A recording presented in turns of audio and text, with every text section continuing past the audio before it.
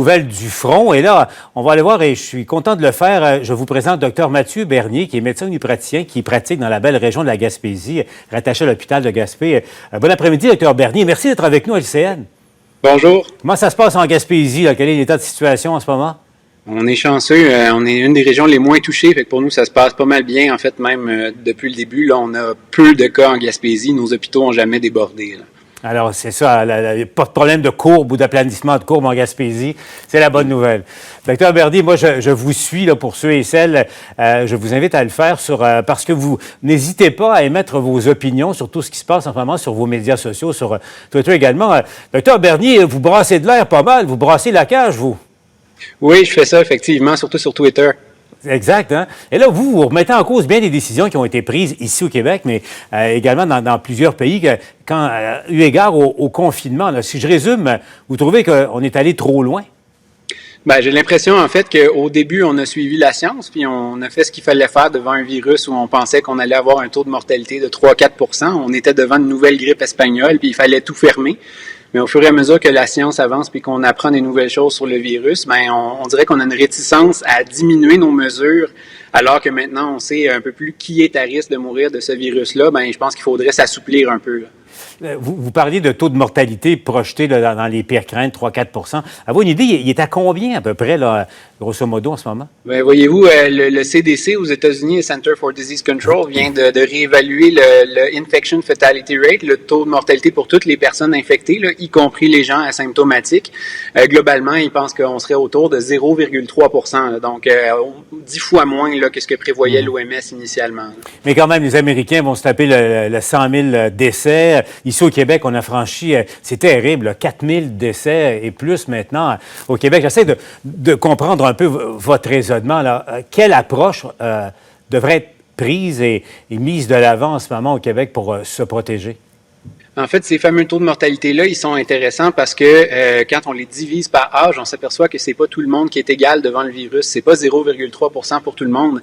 C'est une chance sur 100 000 pour un enfant, puis peut-être 15 % pour une personne âgée avec des comorbidités. Donc, on s'aperçoit que au lieu de fermer la société au complet, on devrait peut-être avoir des mesures très, très ciblées sur des personnes qui ont les facteurs de risque. Puis ces facteurs de risque-là, il n'y a pas juste l'âge, on commence à les connaître mieux, les facteurs de risque, hein, le diabète, l'obésité, l'hypertension, les maladies cardiovasculaires, les cancers et l'immunosuppression sont les plus importants à date, là.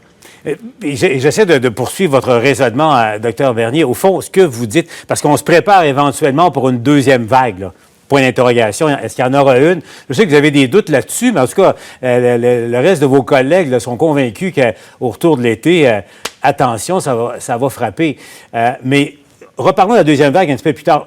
Je veux juste comprendre, là, sur les mesures, ce que vous dites, vous, c'est on devrait confiner les personnes à risque et laisser le reste de la société vivre autant soit peu normalement. Est-ce que c'est ça?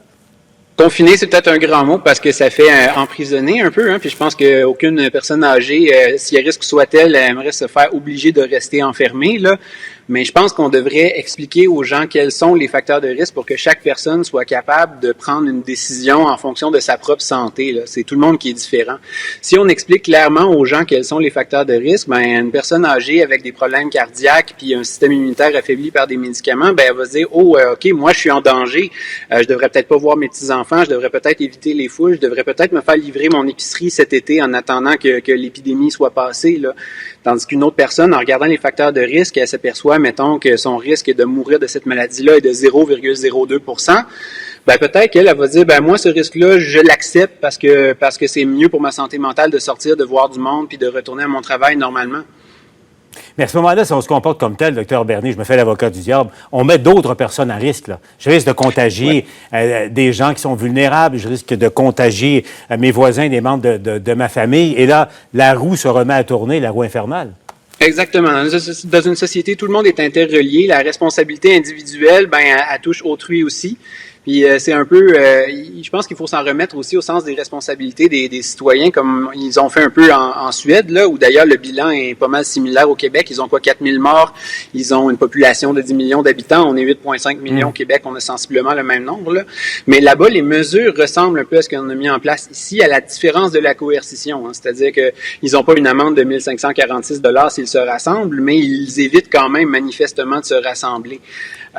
Donc, quand on explique aux gens où est le danger, ben on peut voir qu'une grande partie de la population va modifier ses comportements puis va diminuer son risque. Là. C'est pas forcément à l'État d'obliger les gens à prendre des mesures, mais c'est certainement à l'État d'être pédagogique finalement puis d'expliquer quelles sont les mesures proposées et pour qui elles sont le plus importantes. Parce que l'approche est complètement différente et c'est pour ça que la discussion est importante. Là, je vous disais, la deuxième vague s'en vient quand même possiblement. Mais la Suède, par rapport aux autres pays scandinaves, ils ont une moyenne au bâton qui est pas très bonne, là, parce que les pays voisins ont beaucoup moins de morts encore que la Suède, qui a pris une chance. Au fond, est-ce qu'on ne prend pas, comme société ou comme les gouvernements, quand ils vont dans l'exemple suédois, on accepte qu'un pourcentage X de la population va mourir? C'est un peu ça, là. En fait, quand on compare la Suède avec les autres pays scandinaves, ce qui arrive souvent, c'est qu'on prend la Suède, on la compare avec la Norvège puis avec le Danemark. On oublie souvent de comparer la Suède, en fait, avec la France, avec l'Italie, avec l'Espagne, avec le Canada, les États-Unis. C'est un petit peu comme si on prenait Montréal et on comparait l'épidémie montréalaise avec l'épidémie de Trois-Rivières, l'épidémie de Québec, l'épidémie de Gaspé. Hein, finalement, on prend des endroits qui ont été moins touchés dès le départ, dont la courbe a été moins abrupte, et on dit « Ah, regardez, tel pays a pris telle mesure et il y a moins de morts que l'autre. » Mais c'est pas forcément à cause de leur mesure, c'est peut-être l'évolution naturelle de leur épidémie. L'épidémie n'est pas terminée en Suède, l'épidémie n'est pas terminée en Norvège. À la fin de tout, à la fin de toute la pandémie, lequel des deux aura le plus de morts per capita? Ben, on ne sait pas. Il est tout à fait possible que la Norvège ait une courbe aplatie où ils vont avoir le même nombre de morts bien lentement et arriver au même total, que la Suède aurait une courbe plus à pic, va terminer son épidémie plus tôt, mais va avoir atteint le nombre de morts finalement plus de bonne heure. Donc, quand on parle d'assouplir versus avoir des mesures plus restrictives, en fait, c'est pas forcément de décider combien de morts on va avoir. Ça, je pense que c'est un peu arrogant de la part de l'humanité de se dire qu'on a le contrôle sur le virus puis qu'on va décider ça va être quoi le bilan de la mortalité. C'est le risque qu'on prend avec cette méthode-là, parce que ça s'appelle le concept de l'immunité collective. Ça a été prononcé une fois à Québec et ils l'ont retiré tout de suite. Là. C'est un peu ça. Là. On accepte peut-être de prendre un peu plus de chance. Le risque est supérieur, mais on se dit les gens vont contracter la COVID, ceux qui sont en santé vont s'en remettre et ils seront protégés à l'avenir. C'est un peu ça que vous dites, au fond.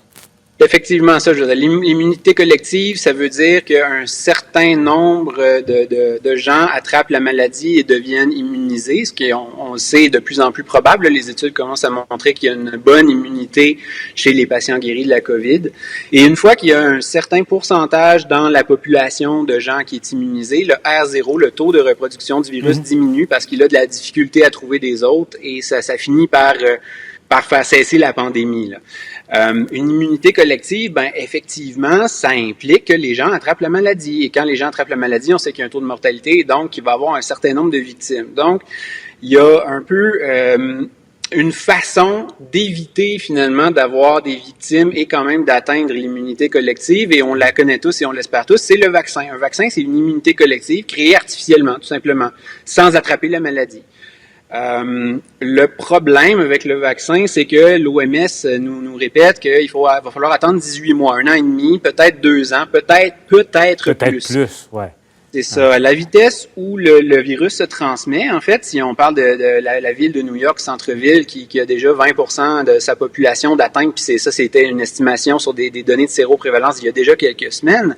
Mais à cette vitesse-là, dans 18 mois, tout le monde va l'avoir eu, là, le vaccin il va arriver, puis ça va être déjà fait, l'immunité collective. Donc, à moins qu'on puisse avoir un vaccin de façon spectaculairement rapide, et je l'espère comme tout le monde, là, mais si c'est pas possible, ben l'autre issue, malheureusement, ben c'est d'espérer qu'un certain pourcentage de la population devienne immunisée par la maladie, tout en protégeant les milieux les plus à risque, là, les CHSLD, les foyers de personnes âgées, tout ça, pour essayer que notre immunité collective soit construite par des jeunes en bonne santé, et non par des gens très à risque de mourir, forcément.